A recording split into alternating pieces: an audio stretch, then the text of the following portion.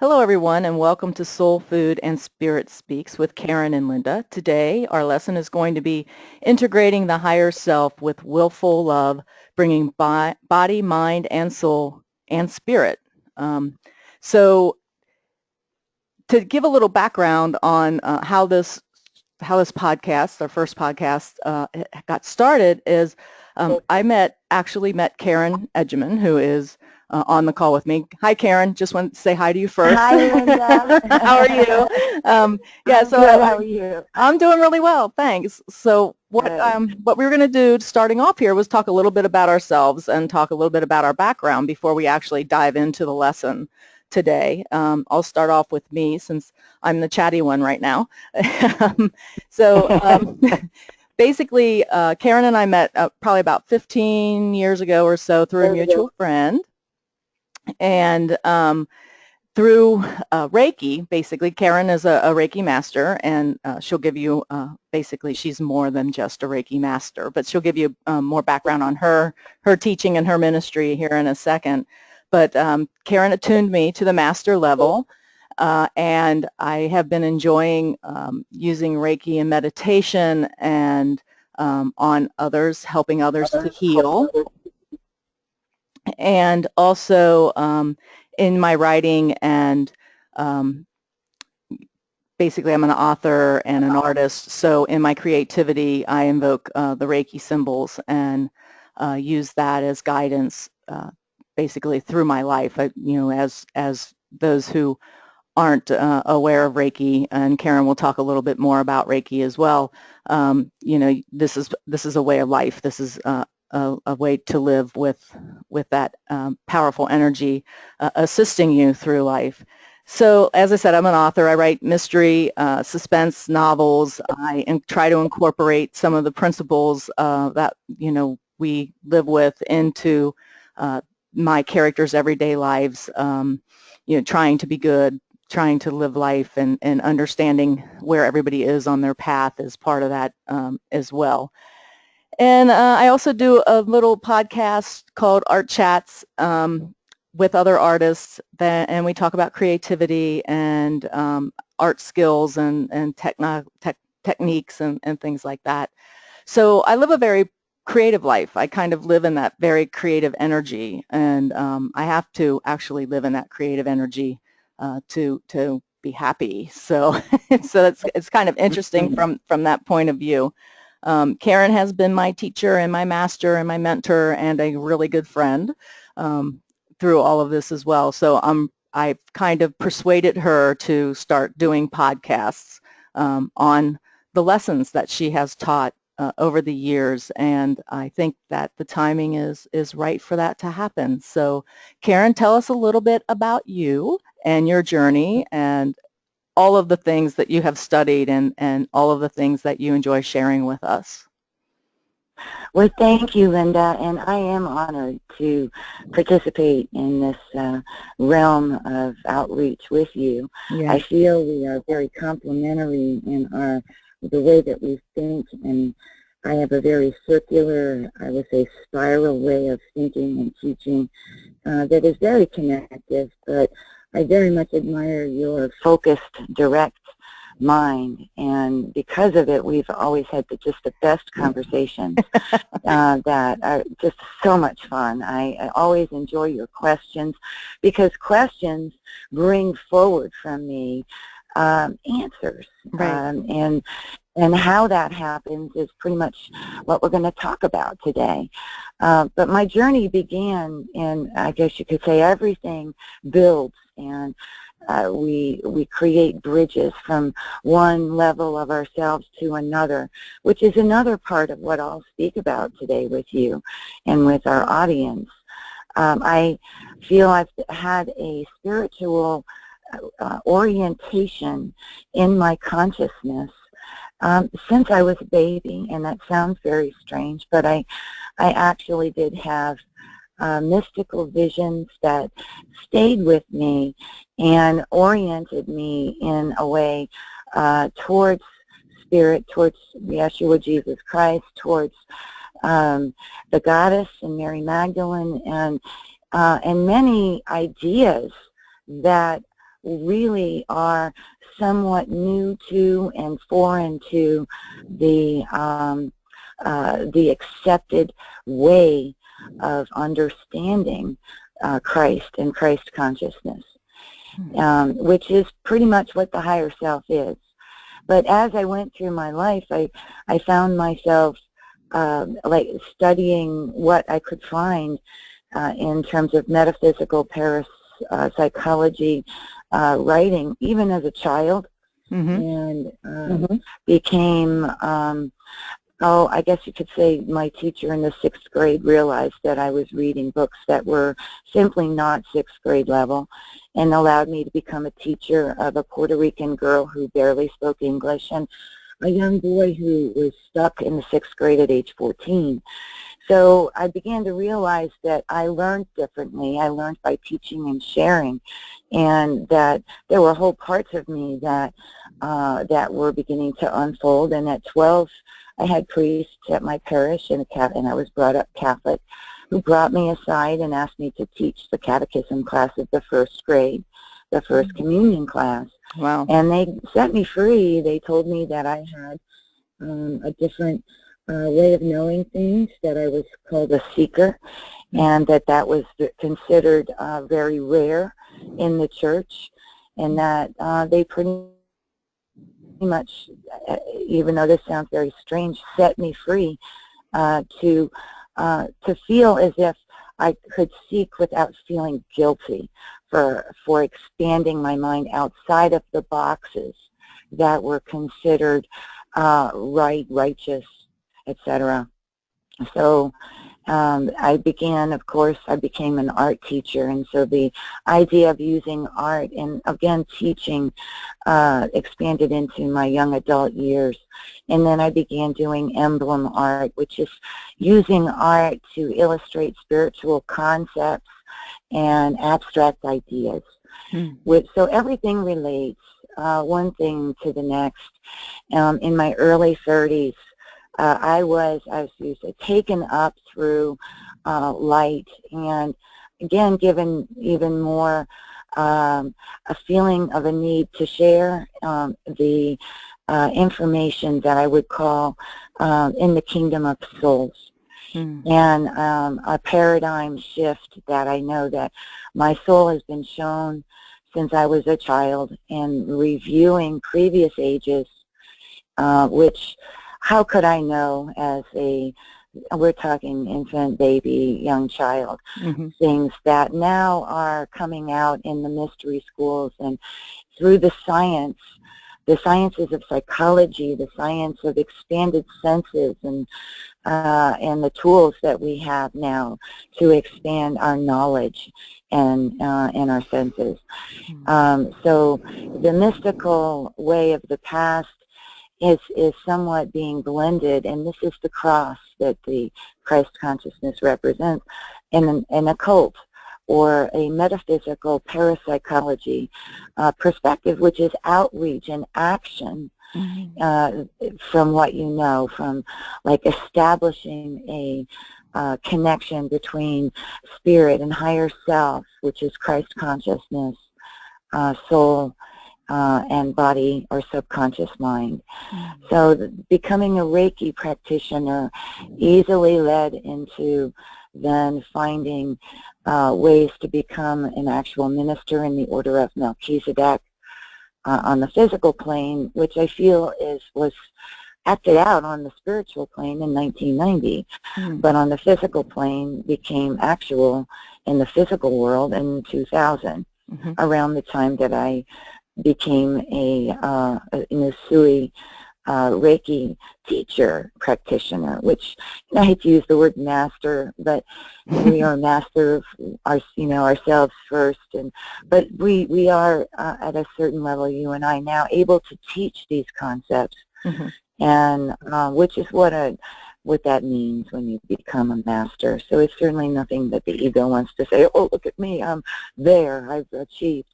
It is a process always of integration, and that is what today's topic is truly about. Right. So becoming a minister, becoming a Reiki teacher, and also my counseling with tarot, because tarot to me is a map. It's a map of the psyche or the soul, and it connects the lower part or the lower self soul, the subconscious aspects of ourselves with the higher self or the archetypal mind, which is universal Christ roles that Christ connects. So to me, tarot is a perfect tool to assist in myself stepping aside, but in talking to people about what their souls reveal to themselves and to me.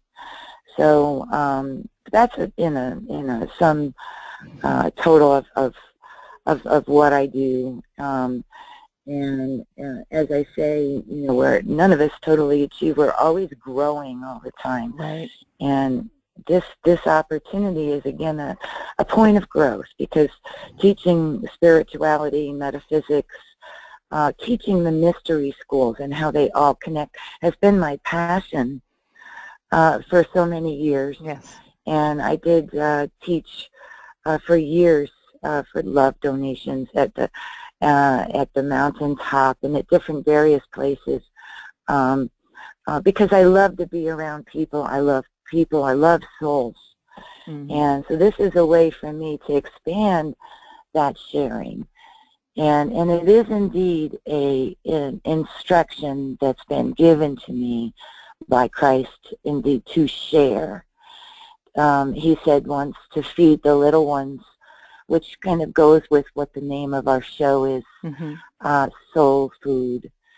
Spirit speaks, because it is spirit that we want to feed to the little ones in whatever level.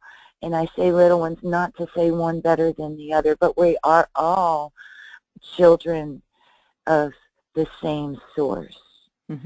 And so the little ones might mean those who are seeking and feel vulnerable in that level of seeking.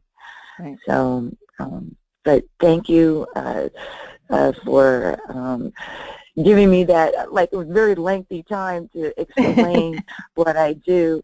But of course, that has a lot to do with why we're here together today. Exactly. So I just shared you're painting the gift, Karen. So we'll be actually have that up while we actually dive into the lesson for today, the integrating the higher self through willful love. And I want to start with defining the terms higher self, spirit, and soul. So let's start with, I'm assuming the spirit would be probably the best place to start. So let's start with, what do you mean when we talk about the spirit? Okay, well, spirit, thank you, is unseen, abstract energy that vibrates at a level of faith, which if we were to connect what that energy is, Jesus Christ once said, it had the potency in even the size of a mustard seed to move a mountain. So faith is a very dynamic energy. Will to power is connected to the crown chakra at the top of a human being's head. Access to this energy is rare. And it requires a foundation of love that the soul, which is another level that we'll speak of in a few minutes, right, begins to connect with like as spirit and the crown. The higher self is access to the spiritual energy that is pure love, pure will. And on those frequencies, it has no form as we would know it. And Jesus Christ also, and I will refer to him often because he is one of my main guides, and I do wish to bridge with conventional Christians some ideas that are in Scripture, that are in the Old and New Testaments, that would be maybe perhaps defined in other ways through how I see things from the kingdom of souls. But the higher self is accessible in faith And it basically uses the mind, as Jesus once told Mary Magdalene when she asked, what is the perceiver of spirit, of God? Is it the soul? And is it the body? And Jesus replied, it's the mind. So everything's in our mind. And I'm going to say that when people would say to me, it's all in your mind. I laugh and I say, indeed it is. And my mind is a fine wine. Thank you, indeed. Because the mind is the bridge, and the mental plane is somewhat the bridge between the soul and spirit. And it is located in the throat chakra, which is the word, the voice, which is sometimes Christ consciousness. So the soul consciousness is bridged in the mental plane. So that's how I would define higher self, and spirit is as a connecting force. So spirit is every higher self in the sum total of all that is, was, and ever shall be, eternal, beyond any finite description, yet expressed in so many ways that it's very confusing, because tuning into spirit, you could tune into infinite channels of spirit. Mm-hmm. Okay. And then let's move on and define soul in the same realm. Thank you. So soul has, in my definition, 2 levels. And so as we say, the keys to the kingdom of the soul are somewhat, I used to call it keys to the kingdom, and that's been used so much since I first started using it back in the early 90s. But the kingdom of souls is in the heart chakra, and it's a space that I describe the crown as will to power, but this is love, wisdom. So the soul orientation of love, wisdom is a culmination of experience that the finite mind travels around in many, I guess you could say, qualities or roles that we might play as souls until we get the whole picture of the circle of experience.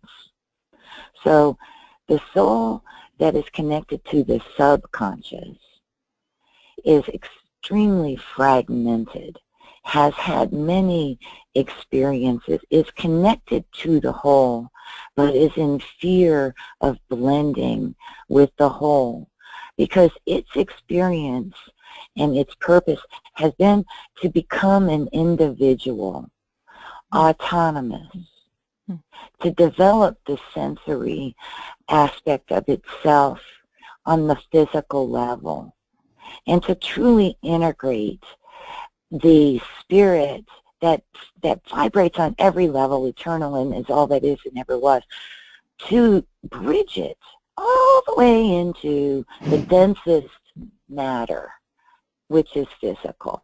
Mm-hmm. And so there are so many dichotomies of language that we get stuck in when we move around this circle of experience, that the subconscious becomes very muddled, and it can pretty much only handle the finite, what's going on right now, and this is how I feel. Right. And that rules. Just like a baby, an infant, let's start at an infant, root chakra, a baby, the sacral, or a youth in the solar plexus, which in the body represents the lower worlds. Okay. So basically, they rule us until they feel loved, until they accept that I am you and you are me and we are all together in the soup of the field experience. But the resistance to themselves as love and to each other has a very real foundation in a fragmented mind that is based upon a cosmic experience that goes back to the Big Bang, in which we were vying for source and resource in order to become bodies, star bodies, planetary bodies, etc.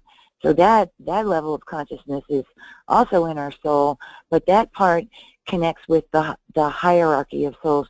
That foundation is in the heart. So the soul has two parts. Okay. The body, brain, and that which is actually fragmented in the physical brain in our heads. And everything is everything, which is another thing that's hard to fully realize and understand. But when you begin to connect with the kingdom of souls, then the everything is everything, which is Christ consciousness, becomes revealed in increments more and more by expanded consciousness. So the soul is consciousness, spirit is consciousness, the higher self is consciousness, the body is consciousness, a rock is consciousness. Okay. Yep. Yep. So does that explain it well enough? Because I know you're a sweet, direct mind, can look at what I just went around in circles about and say, okay, you've got a hole in this area. So are there holes in how I described that, Linda? Well, I have the screen up, Karen, where it says, what is soul? And we talked about two aspects of the soul, one being eternal and one being, the other aspect being Trinity. And I've heard bits and pieces of what we have on the screen here, but okay. I think I think that a part that needs to be bridged is how through our life we have evolving consciousness, and how we go from being five sensory, the five senses that we have here on Earth, taste, touch, smell, sight, and those, and one that I missed, to a multi. It's like I'm not going to rename them, but to a multi-sensory person. If you said hearing or sound, that's a good one. Yeah, I think I missed that one. That was probably. Okay. I was trying to count on my fingers at the same time, and you know me, I have to talk with my hands, which is, thank God there is a webcam, right? Exactly. But how we go from being the five sensory person, very much connected to the Earth School here, to a multi-sensory person, and how that derives from the subconscious to the conscious, how we bridge those. If you could talk a little bit about that, does that make sense?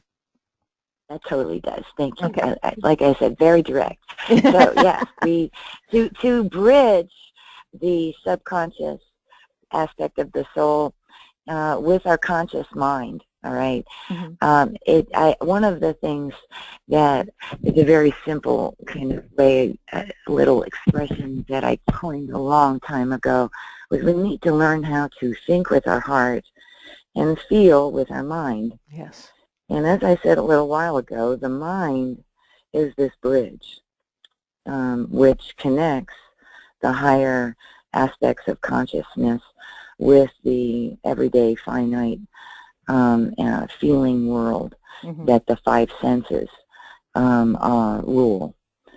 And so the five senses expand into multi-sensory levels of reception and radiation, which is communication on some level. Because radiation communicates as frequency, as feeling, as in many ways, through voices. So orienting oneself willfully by seeking correlations between, say, what is faith and what has been given in Scripture, for example, with science, will create a bridge, a mental bridge, that begins to create a frequency that changes the container or the form that your subconscious is. That subconscious wants to resist changing form because it feels, even though it's uncomfortable in that form, that experience it understands. Mm-hmm. And so sometimes it takes many roles to play as a soul in order to gain many experiences, to trust that little by little you are growing and you are expanding and accepting wider, more inclusive thought, okay? Mm-hmm. And the level of feeling that I said, the heart, you learn to feel with the mind and think with the heart. The heart is love and it's wisdom. Mm-hmm. And so when you begin to think and willfully do your best to create within yourself a feeling of love, there is ultimate wisdom in that feeling. The wisdom in that feeling transcends all of the little resistances that your subconscious has to embracing new experiences. Mm-hmm. Be just getting in the presence of the truth of the soul can open the ego or the finite personality to like vibrate at a different level. Sometimes just for a little while, but it begins to become familiar with something different. So there's a new experience. So we learn through experience, and we learn eventually that love wisdom feels a lot better in our divided minds or brains, the one in the head and the one in the body brain. Mm-hmm. That love feels a lot better than resistance, which is caused by the fear of opening up to new thought, to embracing perhaps a more expanded container of consciousness. Mm-hmm. Great. Thank you. Does that help you understand a little better? Okay. Yes. So I could go on about this for a long, long time. So yeah. Well, great. And we'll backtrack on some of the things that you said so that you can expand on them as we go through the questions that we talked about earlier. Just so that folks know out there, I have questions, but we don't have a script. So Karen, Karen is feeding to me and you as a listener what she is being guided to share. So we don't script this show. So just to let you know that, because it'd be like, oh my gosh, did she actually read that from? No, she's not reading from a script, but I do try to direct her and also through questions and things. So to move on, Karen, we haven't talked a little bit about higher self. I mean, it naturally, all three of these things, oops, I thought I had that definition there and I don't. So I'm going to go back to your Tree of Life photo, or the painting that you did. And let's talk a little bit about higher self. Define that a little bit. What is it? And then how does a person willfully integrate with their higher self? Oh, thank you. Beautiful question. And that's a good illustration. It's actually a cartoon of me, I suppose, illustrating a vision that everything is a gift. Everything received from Spirit is a gift. But there are two containers in my hands that I'm offering. They're clay containers. They're pink. But they actually represent a vision of me integrating with my higher self and a cosmic view of myself.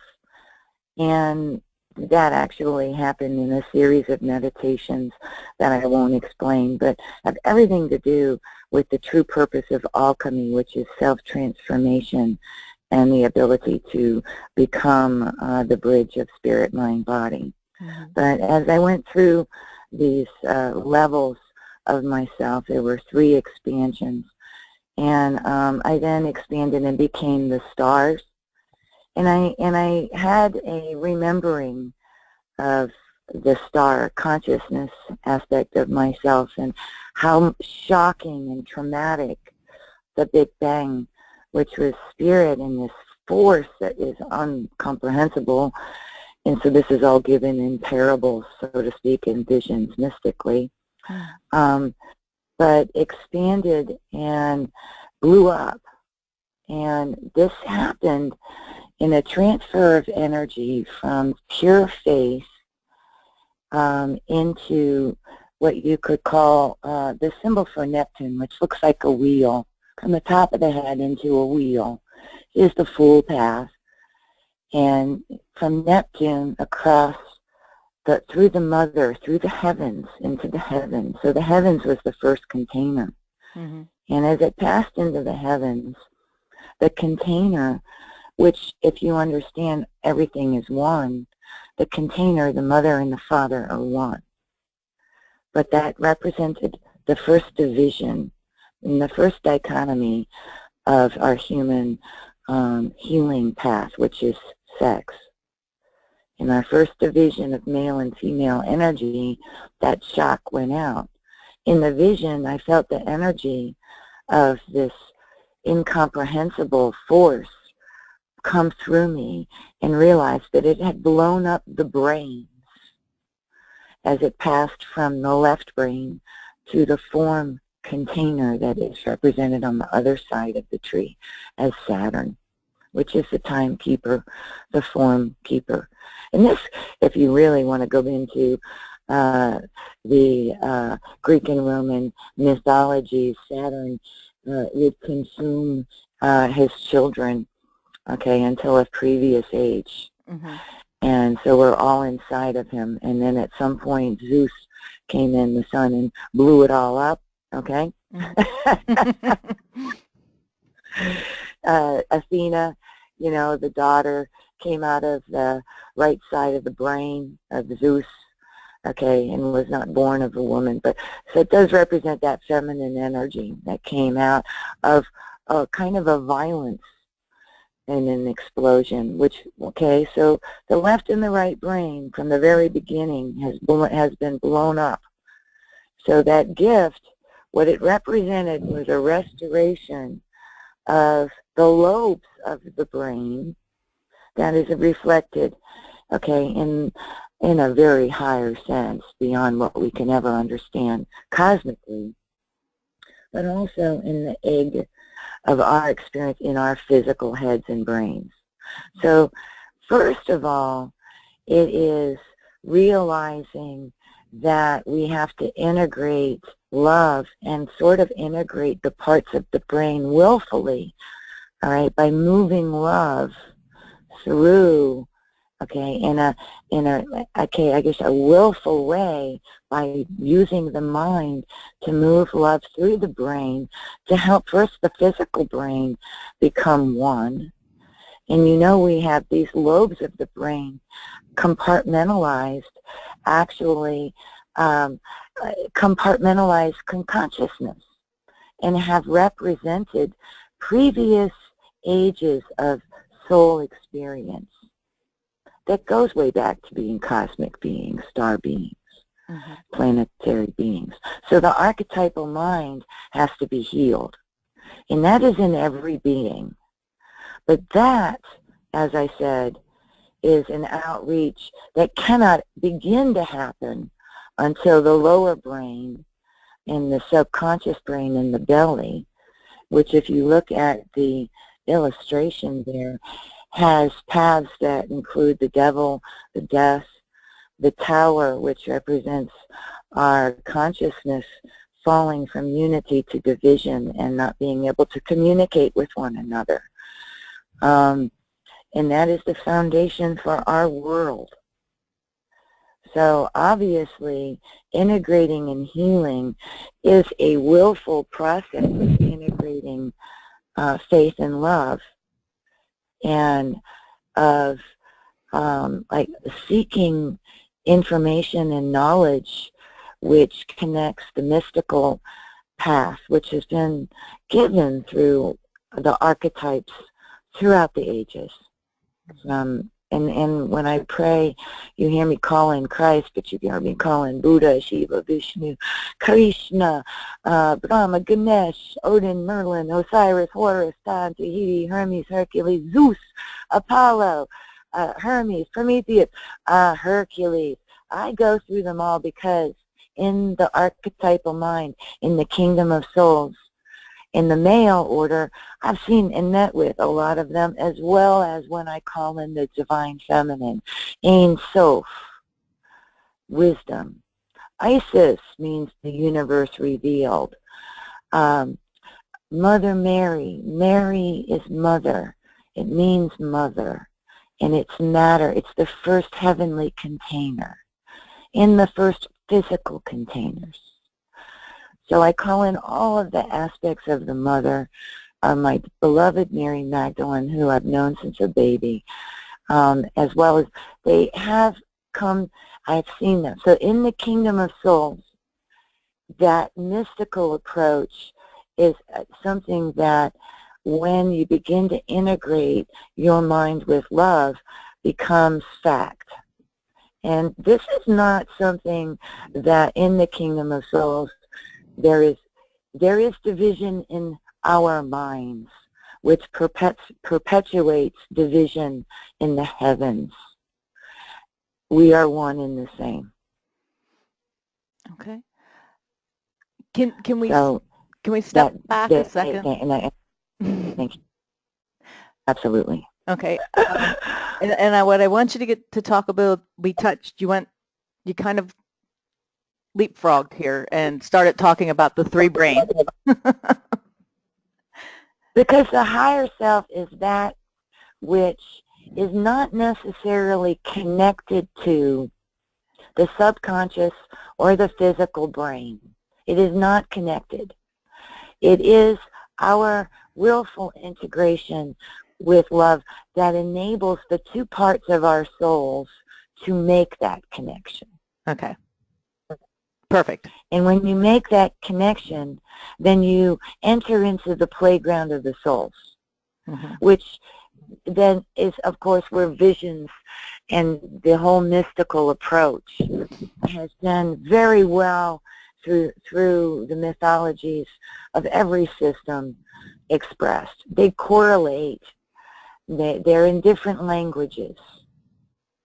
It is the kingdom of the souls that it will begin to open up and heal the division of the language in the soul. Okay. Okay, because as long as our language is different, then we cannot understand one another. Right. So the most direct, easiest language for everybody to get, as I earlier said, is the language of the heart, which is the wisdom of love. Mm-hmm. Okay, and I think this is a good point where we talk a little bit about balance and holding space, because each of us on our journeys through our life here on the Earth School are at different places. We have very young souls here who hold a different space than older souls who have more wisdom and have maybe, I don't want to say easier, but have the ability to tap into their higher selves more readily. Everybody holds a space here, and we have to have balance. We need balance. So if you could talk a little bit about that, Karen. We talked about this a little bit in the green room, so you know where I'm going with this question. But Absolutely. Balance is important, so we need to talk a little bit about that, especially in this fearful state that seems to be prevalent and on Earth today. Absolutely. And thank you. And it is where a lot of people in this world cannot truly feel that higher love. There's a song, I think Stevie Winwood, a long time, Bring Me a Higher Love. Mm-hmm. And people look for it in their relationships. They desire it, they seek it in the mirrored relationships. And every time that they do, they find disappointment, because the higher love and the balance is really within ourselves. I wanted to point out that as souls, we learn that we, in playing roles, are both male and female in our pattern. We're made in the pattern of God. And our higher selves is that pattern, and it is both male and female, but we have a tendency to be more male in our nature as human beings because we have more chakras, which are energy centers, or sometimes churches we call them, within ourselves that are active, willful, than we do feminine, which are receptive and enable us to receive and surrender to a higher power. So to find balance, we must realize, first of all, that we are active and receptive, both male and female, and that in that balance, we have to take the time to meditate, to receive, perhaps to seek information that is of a higher level.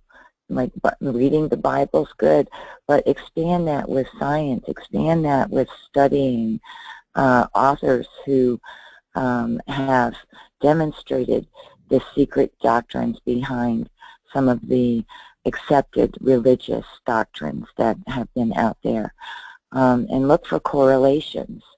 This opens the mind and it begins to balance one in a foundation that's directed toward the kingdom of souls in the heart and the wisdom of love in the heart, because you begin to see how things correlate and relate. The thing is that in that seeking, people will often look at the outside and they'll say, oh, my relationships, they don't reflect what I'm learning, what I aspire toward, where I'm going. They make me more unhappy. And they keep mirroring back exactly what I'm resisting and what I'm growing out of. And that makes people out of balance. But that is the best teachers at that point, because it is the playground in the school of, okay, so you aspire toward love and inclusive thinking, but when you look at someone who you feel is not on the same page or in the same book as you, your immediate response is to judge them, to resist what they know, to feel even in your body pain about what they think. And whether that's political or religious or whether that's going to the grocery store and aspiring to be a healthier person and seeing someone just like loading junk food in their cart with children and themselves not being in balance physically. As long as you look at that and it makes you angry, you're feeding the polarity of the soul dichotomy in our world. So staying in balance has everything to do with checking in inside, saying, how do I really feel? And first of all, it is your mental state and your orientation. But that is very difficult to get to a place of love, because the subconscious mind is a lot of body chatter and it's full of judgment. It either wants to pity or it wants to put people on pedestals. It wants heroes. It wants, like a little kid, for something else to fix things for them. So the strategies, first of all, of increasing what you're putting in your mind and what you're thinking about in gentle increments to more and more expanded thoughts. But then the other side of the brain, okay, that's in the head. That's the head. But the other side, that's like learning to think in abstract terms, to learn different terminologies and languages of science and faith, and to see how they might relate. So that's in the head. Mm-hmm. But then the body also is this container and form that when you start putting higher frequencies in there and thinking in higher frequencies, that body is going to feel like it's being shattered. And your relationships are going to like go, whoa, whoa, whoa, whoa, whoa, wait a minute now. Where are you? Where's the enabler? Where's the ego that I relate to? You're not on the same book and you're not in the same page with me any longer. So relationships can get rocky. Instead of deserting them, what we really need to look at is how are they showing me a mirror of my own resistance inside of myself. Mm-hmm. Now, integrating with the body, in my opinion, requires physical discipline. But when I say discipline, it's that you're teaching the body a new way. Discipline means to teach, not to punish. And so the reorientation, when way back at 9 years old, I had a vision in which Mary Magdalene and Mother Mary came to me and said, make your stomach strong like a man, because I stood in a frequency of pure white love light. And you got to know that to stand in that frequency is going to break your body down. So they said, make your stomach strong. The terminology, like a man means to count or to measure, which really meant to bring my heart, the kingdom of souls, into my belly for balance, to balance the belly brain. I started doing physical training, but lots of crunches. But when I do my crunches, and I still do my crunches a lot, I smile because this balances left and right brain. I smile physically. I go into a place of love and peace, and I direct that feeling into my belly. And I do that when I'm physically moving through the world, and I've trained myself in that way to put love into my belly brain, and to think in loving ways as I'm doing whatever mundane tasks that I may have resisted in the past, like cleaning the cat's box, which is down in the trenches. You see what I'm saying? Right. So the school of raising children or being in a family is something that wants to pull you out of balance and into the mundane, and you're in the spiritual high frequency, and your baby's diaper needs to be changed. Okay? Are you going to resent the baby? No. Okay? No. And on the same level of souls, as I've said before, there are infants and babies and young people. There are mature and there are old, and there are transcendental souls. Mm-hmm. See, so in many ways we have to learn as a soul in this beautiful school to love the babies, the infants, the young people, and the people that are stuck maybe in the box that we don't want to be in anymore, and see it's a box and we resist that box. But we're only responsible for how we feel. And if we're feeling love, that when we look at that box, we're going to, even by how we look at it, how we think about it, we're helping to set it free by our very vibration. And you don't have to change it. You only have to be mindful of the love inside of yourself to help to change it. Right. Excellent. And I wanted to go back a little bit here, Karen, because I think this actually feeds into the thought of free will and how we make choices with ourselves. We can choose to act in the same way that a feeling is mirrored to us. In other words, if hate is being directed towards us, we can choose to mirror hate back, or we have a choice to not mirror hate back. Precisely, and hate doesn't feel good. No. And that's one of the ways that we learn to think with our heart and feel with our mind. So if we perceive, and we are very intuitive, on some level instinctual beings. So instinct gives way to intuition in the kingdom of souls, but the body brain instinctually knows when there's a resistance or a judgment to itself. It feels it and reacts with fight or flight, with fear, with guilt. It might, depending on whatever kind of role you're playing as a soul, if you're a victim or if you're a perpetuator, you see it feeds one another. It feeds this dichotomy of that is not love in the lower world. So that answers part of the question. Mm-hmm. Help me get back on focus. What would be the other? Well, I guess one of the things that we haven't really talked about is how we can engage our higher selves, the three brains. And maybe this is where we end with your Our Father meditation.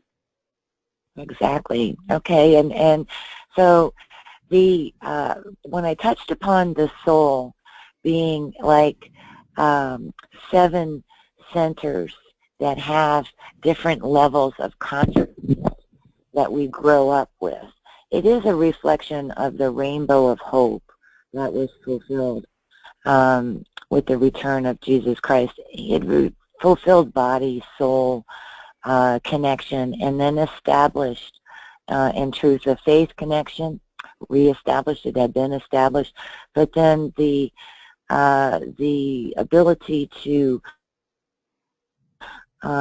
act from that level, which, so first of all, a long time ago, in 1990, as I said, I'd been on my journey for quite some time and studied a little the Eastern philosophies and was very Christian, and in meditation directly asked Jesus the question of how the 7 centers or the rainbow within us that represents the culmination of our soul experience relates to his teachings.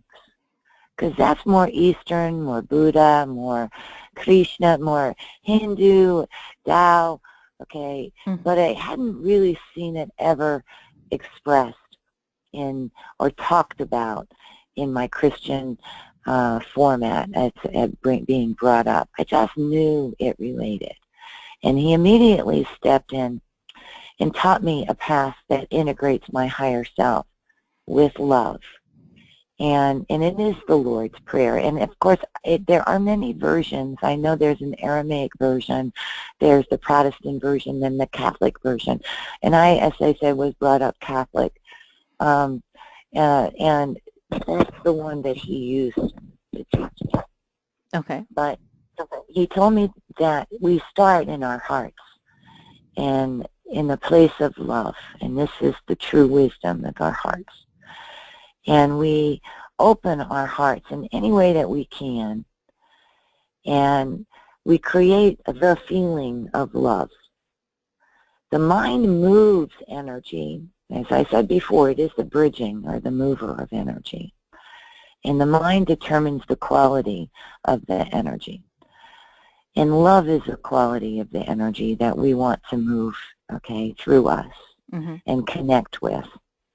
And so to connect with that, I used to use the, and I still do on occasion, but I've expanded this to so many different, but the experience of holding my first newborn and of looking into her eyes while she nursed and of seeing the wisdom, because it was very unusual for her to hold my gaze for an hour.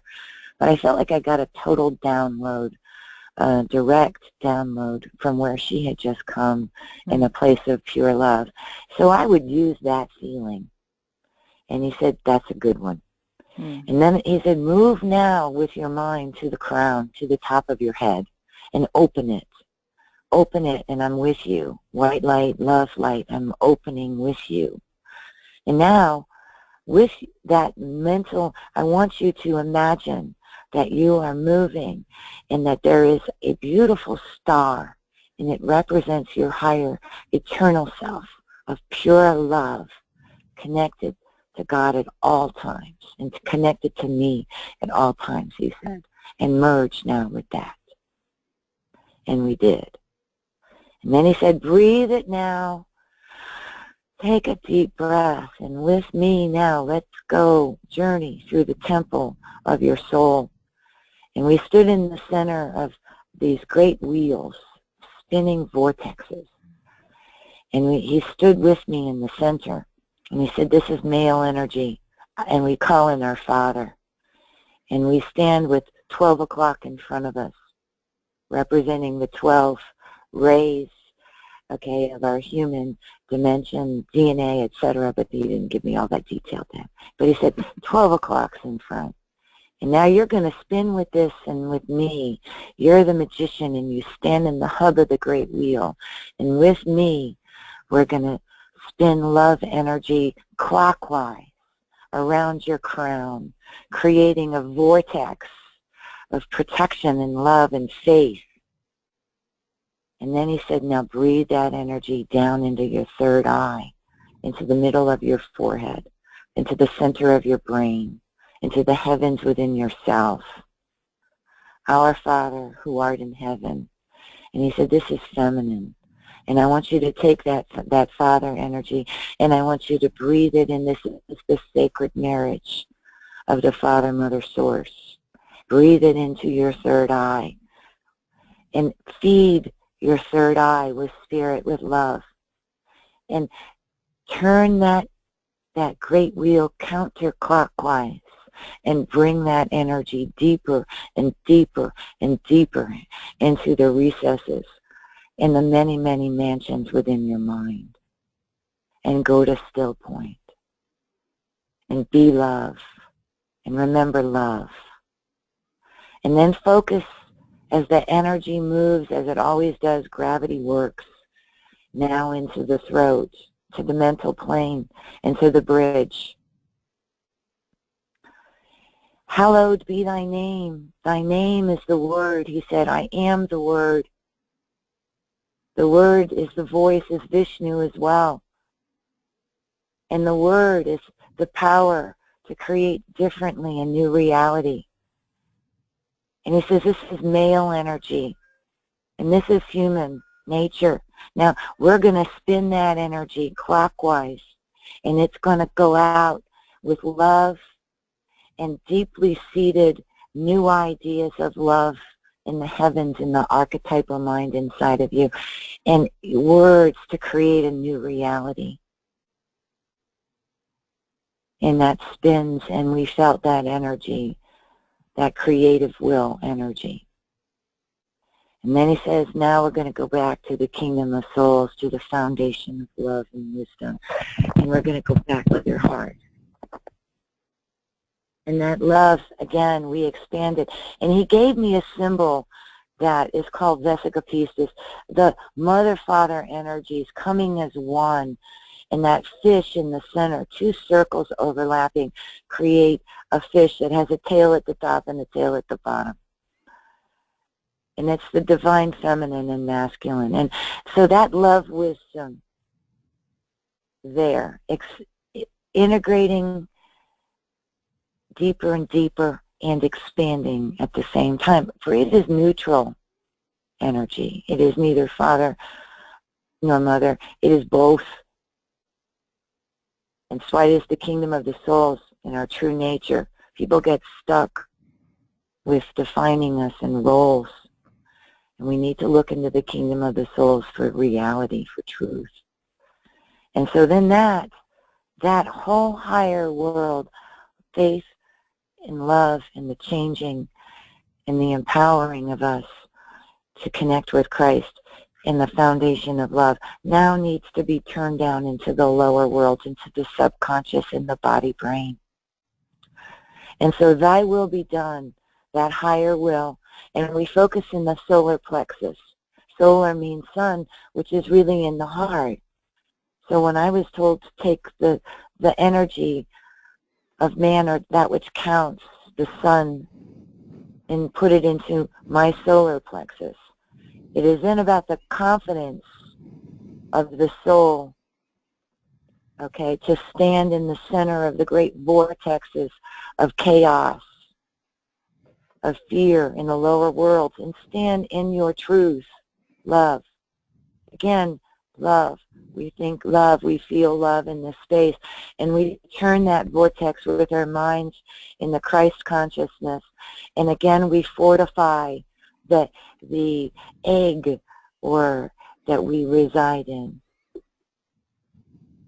And then we focus again down into the lower belly, into the sacral, and we make it sacred. And these again are sacred marriages between male and female energy that needs to be atoned. And that energy is definitely feminine here. And it pulls in deeper and deeper and deeper. Higher love, higher will. And we say on earth, I like to say in earth, because there are layers of experience in the sands of time in our earth that are karmic, that our bodies have to move through and we are buried into. So the bones of our ancestors must be healed and forgiven in the past. And so we go deeper and deeper into the records of this with love and faith to heal our earthly experience and to integrate with our bodies. And then the energy goes into the root all the way down to the base of the spine. And this vortex is positive, it is male in nature, and it is going to then go all the way into what I call through the records and into the heart of love in the earth, of all matters.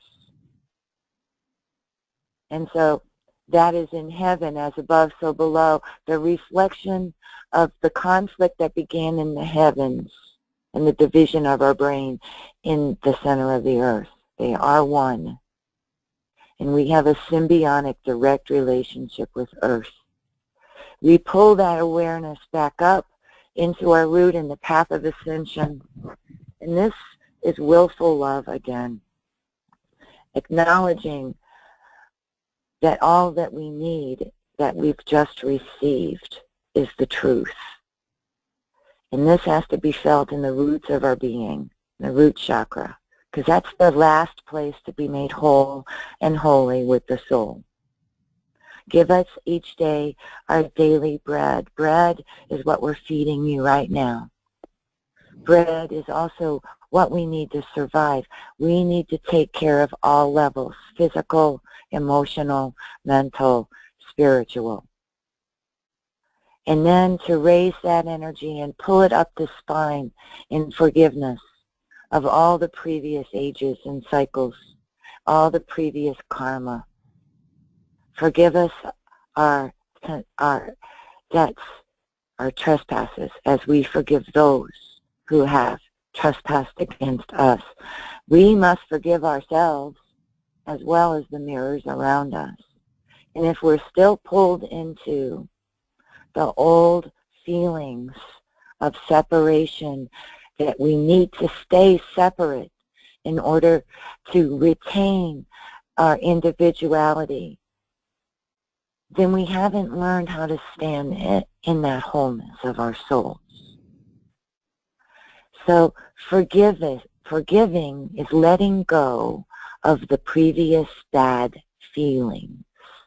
Forgiving does not on any level imply that one must agree with, condone, or even choose to understand that which it sees, which is painful, fearful, and divided. You don't have to agree. You simply have to let go of the bad feelings. And that is what forgiveness is. And once you get that, you raise that energy. Deliver us from temptation. And that temptation is to fall back into the old patterns. And we raise that through the area that I call causal plane. And that moves with Archangel Michael through the central pillar of the tree, past all the chaos of the devil and the death path to a place of eternal life, delivering from evil. And evil is the part of us that chooses to remain separate from the truth that love is the way, that love is God, that we are love. Because you have to get that to get into the kingdom in the heart, the kingdom of the souls, of love and wisdom. And once you get that, for thine is the kingdom. And then you can raise that energy up to the bridge of the mental plane, the mind, and begin to play in the realm of creative will. For thine is the power to create, to decree a new reality. And then you can bring it up to that old egg, the Humpty Dumpty that fell off the wall and divided and fragmented, okay? That big egg in the head.